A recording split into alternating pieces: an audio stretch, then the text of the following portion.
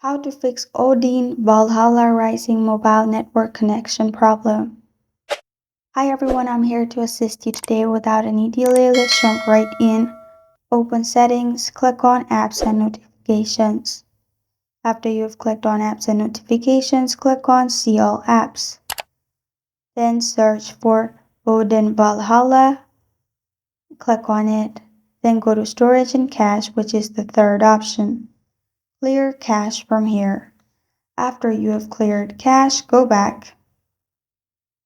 After you go back, you will find force stop. Simply click on force stop. If it still does not solve your problem, scroll down your notification bar and then turn on airplane mode. And again, turn off airplane mode. And after that, simply restart your device. After restarting your device, open the app and your problem will be fixed. This is how to fix ODIN Valhalla Rising mobile network connection problem. Thank you for joining me today. If this video helps you out, please leave a like and subscribe for more. Got a question or want to suggest a topic, comment below. Thank you for watching.